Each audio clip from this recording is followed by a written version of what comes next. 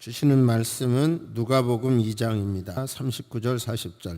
주의 율법을 따라 모든 일을 마치고 갈릴리로 돌아가 본 동네 나사렛에 이르니라. 아기가 자라며 강하여지고 지혜가 충만하며 하나님의 은혜가 그 위에 있더라. 아멘. 하나님께는 섭리, 뜻, 경륜이 있으십니다. 하나님의 섭리, 경륜, 뜻을 이 땅에 실현하기 위해서 하나님은 당신의 뜻과 일치되는 마음을 가지고 사명을 가지고 헌신하는 그들을 통해서 하나님의 나라를 이루어 가십니다. 그 헌신자가 되셔서 주께 쓰임 받으시기를 주의 이름으로 축복합니다. 최근에 왜 우리에게 기독교가 필요한가라는 책을 김영석 교수께서 내셨어요. 우리나라 철학자 1세대로서 많은 영향력을 끼친 이분이 100살이신데 지금도 왕성한 강연, 집필, 방송 활동을 하고 계시잖아요. 왜 우리에게 기독교가 필요한가? 솔직하게 말씀드리면 저도 얼마 전부터 이런 질문을 자꾸 하고 있어요. 정말 기독교가 필요한가?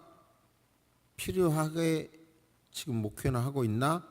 이런 생각을 자주 하고 있습니다. 그런데 이분의 이야기를 요약하면 기독교가 들어간 국가는 어김없이 회개와 계몽이 일어났다. 그리고 의식 수준의 변화는 물론 사회 전반의 변화와 발전이 있었다. 우리나라를 비롯한 모든 기독교가 들어간 나라를 살펴보면 사회 지도층 인물 중에는 많은 그리스도인들이 있었고 그들은 종교가 없는 이들에게도 존경을 받을 만한 인품과 행실을 갖춘 분이었다고 말합니다. 그런데 김영석 교수는 사회가 교회를 위해 있지 않고 교회가 사회를 위해 존재한다고 말하고 있어요. 그런데 오늘날 교회는 교회를 열심히 섬기다 보니까 그것을 잃어버렸다는 거예요. 핵심은 이분이 볼 때 성경의 핵심은 예수님의 관심은 늘 하나님 나라와 이웃에 있었고 예수님은 교회 밖에서 세상에서 하나님 나라를 건설하는 것을 요구하고 이것이 기독교가 필요한 거라고 말합니다. 즉 말하자면 우리가 예배를 드리고 나가서 저 밖에서 하나님 나라 건설하는 것을 요구하고 그렇게 하도록 하는 것이 기독교고 그래서 기독교가 필요하다는 겁니다. 그러면서 이웃과 민족을 위한 사명을 책임지지 않는 사람은 신앙인 자격을 상실하게 된다. 사랑이 없는 기독교는 존재할 의도 없다. 이렇게 말합니다. 그러니까 교회는 사회에 희망을 줘야 된다는 것이고요. 기독교의 권위는 사랑에서 나오는 것이므로 사랑함으로 권위를 실천해야 된다는 등의 많은 생각을 하게 하는 책이었습니다. 김영석 교수는 나라의 정치, 경제, 사회 발전의 순서를 놓고 보면 불교가 가장 뒤지고 그 다음은 유교고 그 다음은 기독교라고 평가해요. 그러니까 기독교가 많은 영향을 주었고 그렇게 영향력을 끼칠 능력이 있다는 거예요. 사실 지금 이제 영향력을 미칠 40대, 50대 이들을 보면 결국은 불교는 이 사회에서 불교의 사찰이나 이런 건 보기는 봤지만 많이 못 봤고 교회는 많이 봤단 말이에요. 그리고 그러기 때문에 어쨌든 그리고 현실적으로 지금 로마 캐톨릭 교회나 불교는 현실적으로 성직자가 굉장히 찾기도 힘들고 없다고 하더군요. 그러니까 불교에 가보면 애기중 있잖아요. 애기중 동자승이 없고 로마 캐톨릭 교회도 신부가 없다는 거예요 지금. 그렇기 때문에 결국은, 그런데 어쨌든 개신교는 목회자가 얼마든지 있기 때문에, 많기 때문에 이 사회에 영향력을 끼칠, 이건 김영석 교수의 대안이 아니고 제가 드리는 말씀이에요. 그러니까 이 사회에 영향을 끼칠 수 있는, 좀 힘들어도 조금 말썽이 많아도 좋은 영향을 끼칠 수 있는 종교는 어쨌든 기독교, 개신교다, 이렇게 정의를 내릴 수밖에 없어요. 그렇다면 어떤 신앙생활을 해야 되는 건지 오늘 예수님 어린 시절을 중심으로 마태복음과 누가복음의 말씀을 듣고 우리 시대에 우리는 어떤 자세로 살아가야 할 건지, 자녀 교육을 해야 할 건지, 그런 것을 방향을 잡고 기도하며 살아가는 계기가 되기를 주의 이름으로 축복합니다. 예수님의 어린 시절은 마태복음과 누가복음에 있어요. 마태복음은 피 흘림이 있죠. 아이를 죽이는 사건이 나오니까 잘 알지만 말씀을 드립니다. 예수님께서 말구유에 태어나셔서 있을 때, 막 출산한 이후에 있을 때 방문한 사람은 동방박사가 아니고 목자라는 말씀을 지난주에 드렸죠. 목자였다. 그리고 약 그 지역에서 2년 머무른 걸로 추정이 되고요. 그 2년 정도 됐을 때 동방에서 박사들이 별을 보고 이제 예수님 태어난 곳을 찾아왔는데, 헤롯이 자꾸 수소문을 하다 보니까 헤롯이 그 정보를 입수하게 됐고, 헤롯이 묻죠. 새왕이 나타났다라고. 그러면서 찾으면 나에게 알려주시오. 나도 가서 경배하겠다고 하죠. 그러니까 이게 참 어두운 영을 가진 사람은 되게 지혜로워요. 악랄하기도 하고 하지만, 근데 이제 별의 인도를 따라서 박사들은 예수님께 황금 유향 모략을 드려서 이제 경배를 했죠.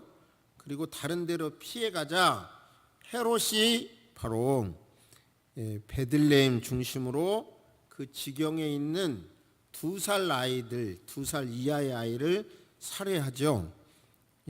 그것을 보면서 동방박사가 예수님을 와서 경배했을 때는 예수님 생후 2살 정도였을 것이다. 저는 말씀드렸죠.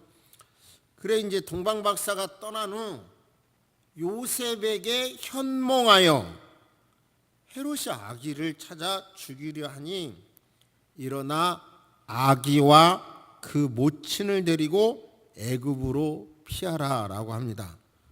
거기에 있으라고 말합니다. 그러니까 이제 이 헤롯을 피하여 요셉은 과감하게 또 떠나죠. 요즘 언어로 말하면 이게 망명 아니겠나 싶은데요. 애굽으로 넘어간 거니까 그 절차도 쉽지 않겠다 싶은데요. 어쨌든 요셉은 애굽으로 갔어요. 이제 또 약 추정해 보기에 1년 정도 있었던 것으로 보이는데, 다시 나타나서 천사가 헤롯이 죽은 뒤에 꿈에 나타나서 아기의 목숨을 노리던 자들이 이미 죽었으니 일어나 아기와 아기 어머니를 데리고 이스라엘 땅으로 돌아가라. 그 음성을 듣고 요셉은 즉시 일어나서 아기와 아기 어머니를 데리고 이스라엘 땅으로 돌아갑니다. 그리고 이스라엘 땅 안에서도 갈릴리 나사렛이라고 하는 동네에서 성경의 예언대로 정착하게 됐다라고 하는 게 마태복음의 내용입니다. 다시 성경 말씀을 계속 드리면 이제 누가복음으로 연결해서 말씀드리면 나사렛에 이르러서 40절 한번 우리 같이 읽으실까요? 시작. 아기가 자라며 강하여지고 지혜가 충만하며 하나님의 은혜가 그 위에 있더라. 그리고 52절도 같이 읽습니다. 시작. 예수는 지혜와 키가 자라가며 하나님과 사람에게 더욱 사랑스러워 가더라. 아멘. 이게 이제 예수님의 어린 시절의 모습이죠. 어린 시절에 이제 그 부모는 유월절에 예루살렘의 성전에 유월절에 가는 때, 그때 다시 그 요셉과 마리아는 13세가 되면 유대인들은 태어난 지 8일 만에 할례를 행하고 13세가 되면 성인식을 하는데 12세까지는 12세 이전에는 예루살렘 성전에 지금 데리고 가서 그 경배하는 모습을 보는 거예요. 그런데 예루살렘에서 경배하고 나서 돌아오는 거예요. 요셉과 마리아가 돌아오는데 하루끼리 와서 보니까 없는 거예요. 좀 이거 상당히 문제가 있어 보이죠. 그러니까 다시 하루길 왔다가 다시 하루길 와서 보니까 사흘이 됐는데, 사흘 후에 성전에서 이제 아기 예수, 어린 예수를 만나는 거예요. 12살 어린이를. 그때 성전에 보면 이방인의 뜰이 있었고, 그 성전 안에 이방인의 뜰에서 이제 랍비가 가르치면 또 말씀을 듣고 또 묻고 듣고, 이런 시스템이 돼 있었어요, 그 당시. 그러자 모친이 아기를 찾은 다음에 말합니다. 아이야, 어찌하여 우리에게 이렇게 하였느냐? 보라, 내 아버지와 내가 근심하여 너를 찾았노라. 그러죠. 그러자 예수님이 말씀합니다. 어찌하여 나를 찾으셨나이까? 내가 아버지 집에 있어야 될 줄을 알지 못하였나이까? 이렇게 대답해요. 성경은 양친이 그 하신 말씀을 깨닫지 못하더라. 그런데 모친은 누가복음 2장 51절을 보면 모친은 이 모든 말을 마음에 두니라. 그러면서 성경은 예수는 그 지혜와 그 키가 자라가며 하나님과 사람에게 더 사랑스러워 가시더라 라고 말합니다. 다시 이 말씀을 조금 더 정리하겠습니다. 유대인의 자녀 교육을 보면 6세가 되면 시편과 세마의 중요한 부분을 암송시켰어요. 제가 이제 깨닫는 것은 제가 그걸 해결할 능력은 없고요. 교회를 다니는 엄마 아빠가 아이를 낳아도 그 어린애기에 딱 맞는 찬양이 없더라고요. 그러니까 애들이 아빠가 오면 뚱뚱해, 엄마가 오면 어째, 이런 노래부터 배우더라고요. 대부분 그 노래가 없다는 게, 기독교적인 신앙을 담은 노래가 없다는 게, 입에서 줄줄 나오는 노래가 없다는 게 심각한 문제더라고요. 10살이 되면 성경 이해를 위해서 기본 과정을 공부시키고, 13세는 성인식을 치르고, 성인식을 치르기 이전에 방문을 해요. 예루살렘 성전을 방문하는 것들이. 그리고 이들은 이 말을 하고 질문을 하고 토론하는 게 습관이에요. 제가 이번 설교 준비하면서 자료를 보다가 깨달았는데요. 우리는 도서실에 가면 조용히 하라 이거잖아요. 근데 유태인의 도서실은 시끌벅적하다네요. 도서실이. 왜냐하면 토론을 많이 하니까, 모여가지고.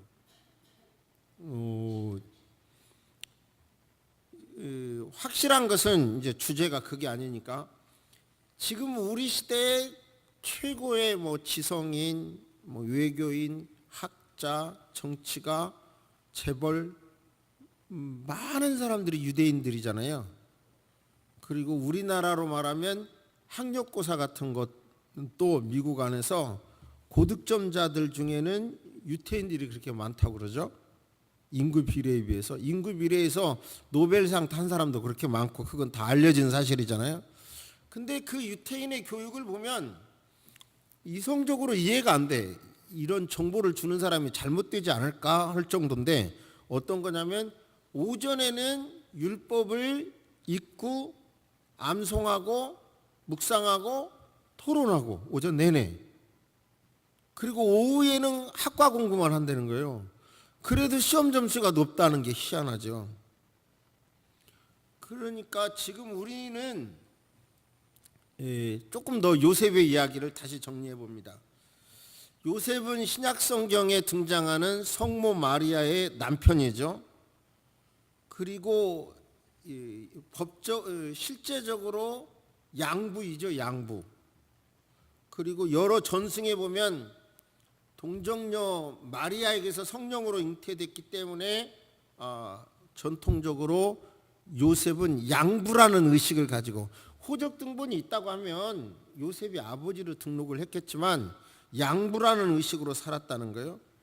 그의 뜻은 하나님이 더한다라는 뜻이고, 그러니까 하나님이 뭔가 도와주실 걸 믿고 살았다는 거예요.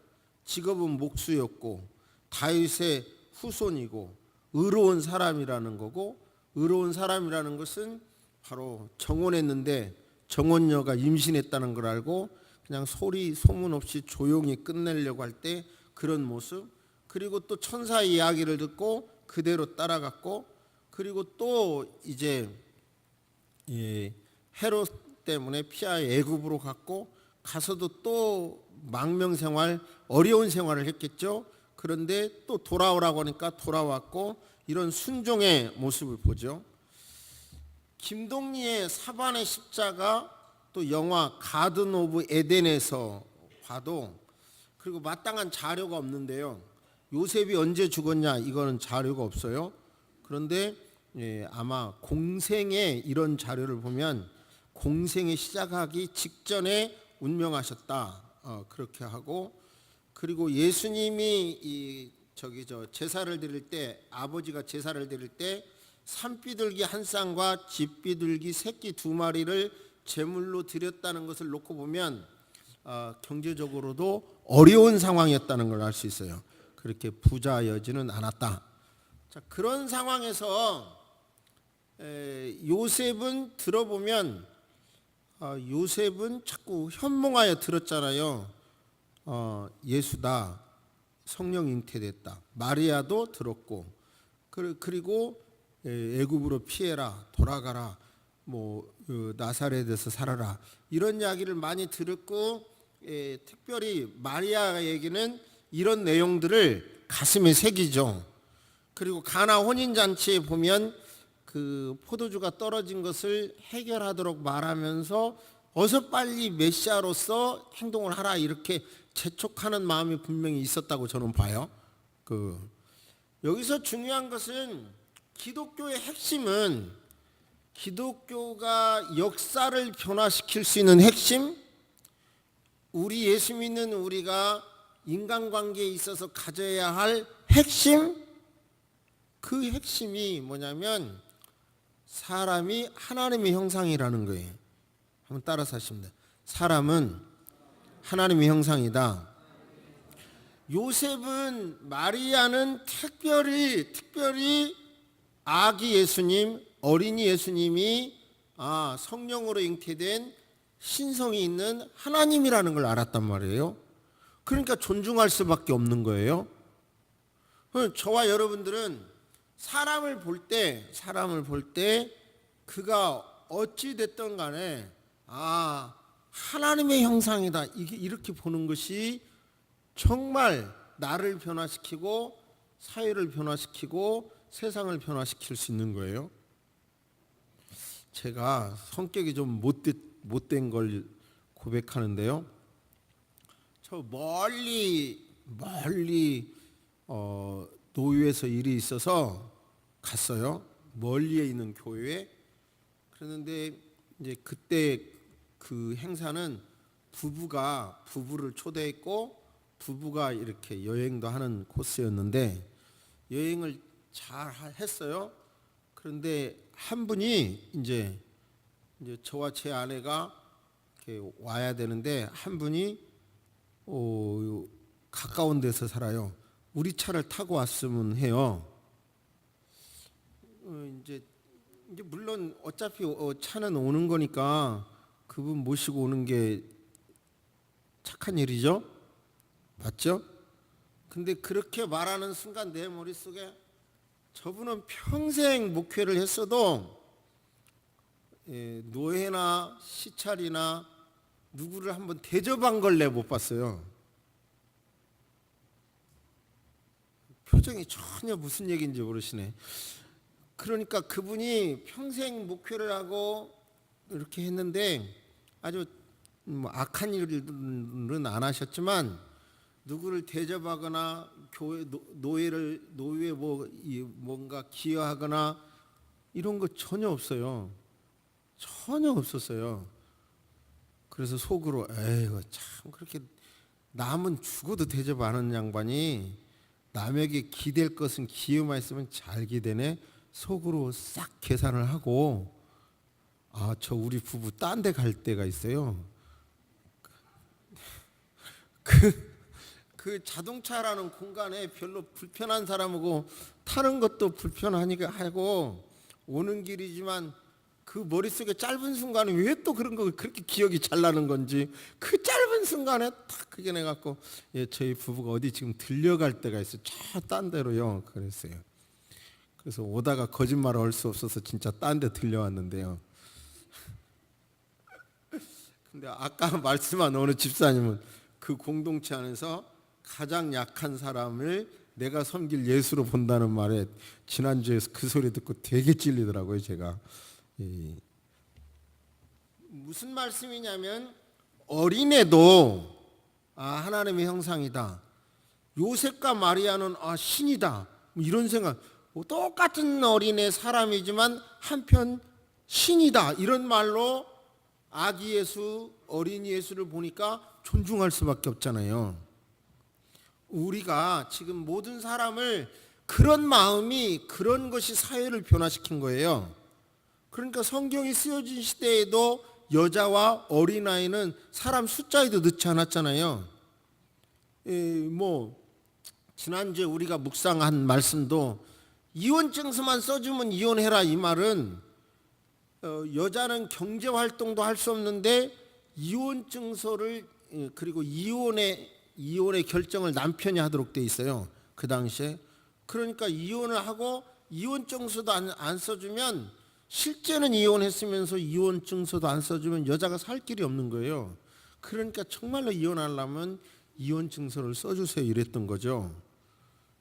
그런데 아무튼 세상을 변화시키는 핵심은 사람이 어린애라도 노인이라도 바로 하나님의 형상이다 이렇게 바라보는 거예요.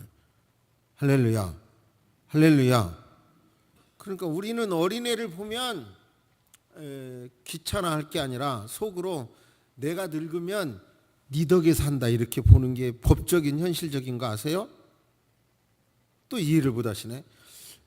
무슨 얘기냐면요. 우리가 늙으면 예를 들어서 국민연금을 타든 노인연금을 타든 그 아이들이 자라서 일해서 세금 내줘야 가능한 거 알죠? 여러분의 자녀가 월 몇십만 원 내줄 거라고 생각하는 것은 현실적으로 그렇게 어려운 얘기예요. 그러니까 엘리베이터에서 어린애 타면 속으로 그래 네가 건강하게 이쁘게 자라야 내가 마음 놓고 늙는다 이런 생각 가져야 돼요. 존중하라는 말씀이에요. 존중하라는 말씀. 할렐루야. 할렐루야. 그런데 보세요. 이 악한 사람은 얼마나 악한가. 헤롯은 이제 피덩이 어린아이를 계산해서 2살 이하의 어린아이를 죽이잖아요. 그런데 지금 우리가 살고 있는 이 세상에서 정말 기독교는 필요한가? 기독교의 교육 철학이 필요한가? 그런 질문을 다시 하게 돼요. 다 모든 부모들이 자녀를 막 소중히 여기고요. 자녀 교육을 위하여 최선을 다하고 있고요. 강남의 빌딩을 가보면 정말 아이들 엄마가 교육이 얼마나 열심인가 보이더라고요. 여기 이 탄천을 중심으로 이쪽을 강북이라고 하고 저쪽을 강남이라고 하더군요. 이쪽 정자동의 강남에 가서 빌딩에 올라가 봐도 아이들 학부형들이 얼마나 더 교육에 열을 내고 있는지 금방 알 수 있더라고요. 그런데 우리가 살고 있는 이 시대의 교육이 지금 어느 쪽으로 가느냐 이거예요. 기독교의 교육이 얼마나 소중한가. 지금 단순히 사람이 하나님의 형상이다 이거 하나지만 얼마나 소중한가를 일단 한번 보겠습니다. 잠깐 영상만 잠깐 보고 책으로 설명하겠습니다. 보여주세요. 나는 이 단어를 몰라서 검색했습니다. 우리 아이들 교과서에 그것도 너무나 중요한 도덕, 기술에 왜 피임하는 7가지 방법이 나와야 됩니까? 여러분! 생명 인권 기관차입니다. 학부모 연합 됐습니다. 이제 여기까지만 하고 책으로 하겠습니다. 이제 꺼주세요. 저는 이런 거보다 지면으로 나온 걸 믿는 체질이니까. 저분이 이제 4명의 자녀를 둔 주부고요. 그런데 현재 거민종 교과서 중고등학교 교과서 81권을 분석했다고 합니다. 아까 그분이.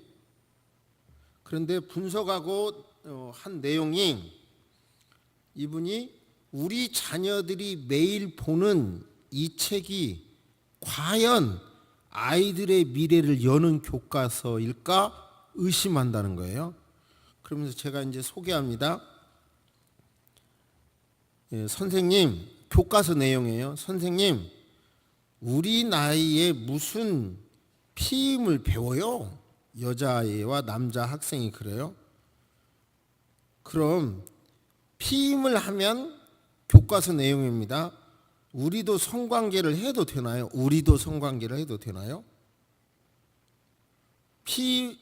콘돔은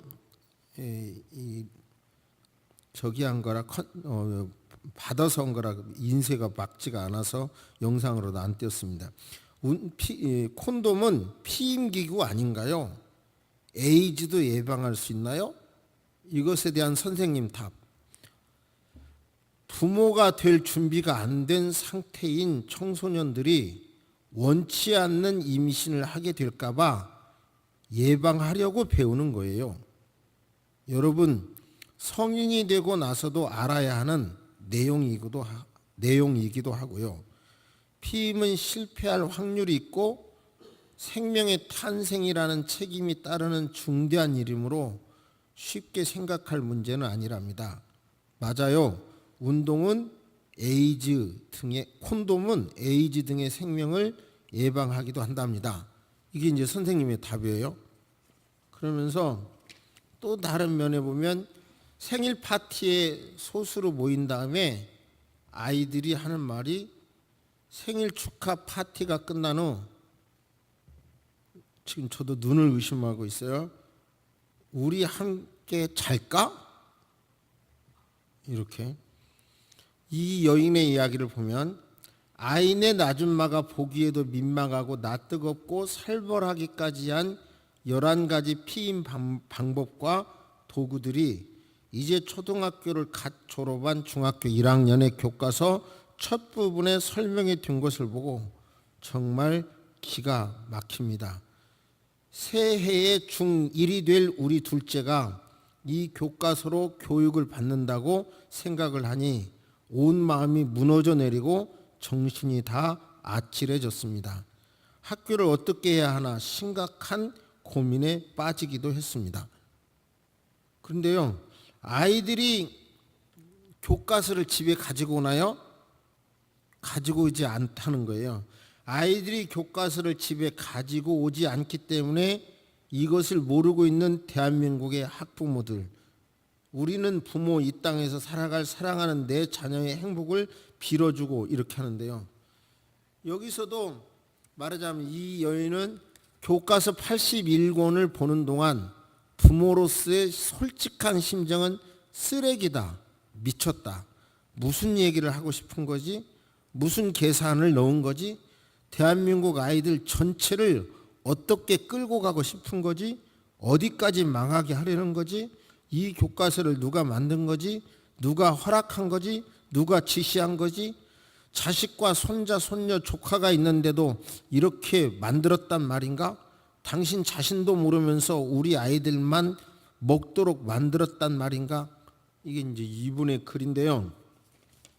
여기에서 보면 성소수자 학교 교과서에 성소수자에 대해서 많이 가르치고 있고, 또 그 질문 중에서요, 동성결혼 어떻게 생각하나요? 쟁점 연구 교과서에 찬성, 국가 권력 간섭 없이 사적 영역에서는 스스로 자신의 행복을 결정할 권리가 있다. 누구나 자신이 사랑하는 사람과 자신이 사랑하는 이성과가 아니에요. 우리의 현재 헌법은 이성과 결혼하도록 되어 있는데 그것을 개정하려고 하는 안들이 누구나 자신이 사랑하는 사람과, 그러니까 남자와 남자도 가능하고 여자와 여자도 가능하다는 거에 결혼할 권리가 있다. 국가나 사회가 사랑과 같이 지극히 주관적이고 개인적인 감정까지 규제하면 안 된다. 반대. 자, 여기까지만 말씀을 드립니다.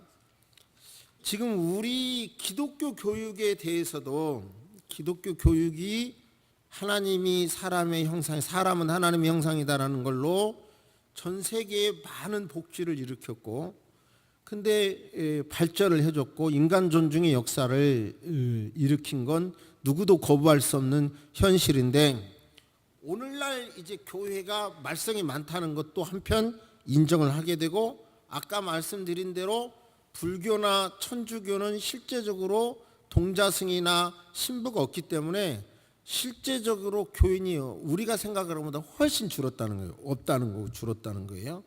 그러면 기독교가, 개신교가 역시 숫자가 줄고 있는 것 같아도 이 사회에 미칠 영향력이 있는 종교는 역시 우리 사회에도 이제 개신교라는 게 이해가 돼요. 이렇게 말 들어보면, 그러면 우리는 다시 하나님의 그 형상인 사람을, 자식은 부모를 공경하고 또 부모들은 자녀를 존중하고 하는 이러한 문화를 여러분이요, 우리가 실천하면서, 우리 자신이 우리 가정 안에서 실천하면서, 그리고 교육의 핵심이 하나님의 뜻이다. 하나님의 뜻을 중심으로. 그러나 인간적으로는 전혀 이해할 수 없죠. 성전에 남아있어. 내가 아버지 집에 있어야 할 것을 모르셨나요? 이거 정말 3일 동안 찾은 엄마 아빠에게 이렇게 말하는 거 이해가 안 되지만, 여기서 핵심은 우리의 생각이 대한민국의 교과서가 교육의 방향 우두머리 으뜸이 아니고 하나님의 말씀이 으뜸이다. 그래야 우리 사회가 산다. 그것을 믿으시기를 바랍니다. 할렐루야. 좀 아멘이 작습니다. 아니, 확실히 정말 왜 기독교가 필요한가?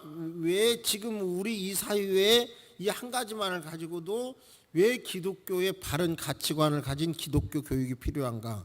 기독교가 유일한 대안이구나라는 것을 확실히 믿으시기를 주의 이름으로 축복합니다. 아멘. 묵상하십니다. 하나님, 한 주부께서 교과서를 분석해보고 혼자 저렇게 국가인권위원회, 헌법재판소, 그리고 법원 앞에서 1인 시위하는 모습을 봅니다. 세상의 물결은 아주 거대한 대홍수처럼 본물 터지듯이 하나님의 뜻을 어그리며 흘러가고 있사온데, 하나님의 관점에서 외치는 소리는 어찌 보면 혼자 외치듯이 지금 동영상 본 것처럼 저렇게 힘없는 모습으로 외쳐가고 있습니다. 주여, 기도합니다. 정말 기독교가 이 세상에, 이 사회에 대안인가? 우리가 회의를 할 때도 있지만, 그러나 하나님 아버지, 성경적인 정신을 우리 개인이 확신하고 내 개인의 삶에서 작지만 실천하게 될 때 이 세상은 진정 변화가 되고 정말 대안이 된다는 사실을 깨닫게 하여 주옵소서.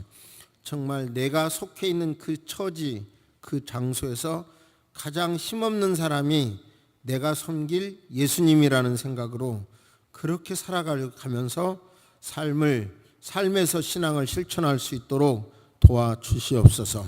성령님 역사해 주셔서 연약한 자 같으나 말씀 안에서 실천함으로 세상을 정말 변화시킬 수 있는 쿼텀 체인지가 일어날 수 있다는 확신을 가지고 신앙생활할 수 있도록 인도하여 주옵소서. 우리가 살고 있는 이 세상에 너무 많은 내용들이 성경의 가치를 훼손하고 하나님의 뜻을 어그러뜨리는 일들이 아버지 온갖 좋은 모양으로 달콤한 말로 합리적인 말로 설득당하고 있습니다. 우리가 설득당하지 않도록 도와주시고 정신 똑바로 차리고 성경을 통해서 가르쳐 주신 하나님의 뜻을 지켜가는 우리, 그 길이 우리가 사는 길이라는 확신을 가지고 신앙생활할 수 있도록 도와주옵소서. 한 주일 동안 성도 여러분 어려운 일 당하지 않게 도와주시고 넘어지거나 아버지 영적으로 육체적으로 어려워서 힘들어서 지치는 성도, 아버지 탈진하는 성도 없도록 지켜주옵시기를 필요합니다. 필요할 때마다 지혜를 주시고 돕는 영을 보내주셔서 악한 일 당하지 않도록 하나님 인도하여 주옵소서. 살아계신 하나님 아버지, 가정을 지켜주시고 즐거운 마음으로 아버지여 자녀를 양육하고 가정을 이끌어갈 수 있도록 도와주옵소서. 아버지 하나님의 교회를 섬기는 모든 분들에게 복의 복으로 인도하여 주시고 오늘 또 식사당번이나 이런 데 숨은 데서 수고하는 모든 분들에게 일일이 축복하여 주옵소서. 지금은 우리 주 예수 그리스도의 은혜와 우리 하나님의 놀라우신 사랑과 성령님의 감화감동 교통하심이 이제로부터 영원토록 함께 있을지어다. 아멘.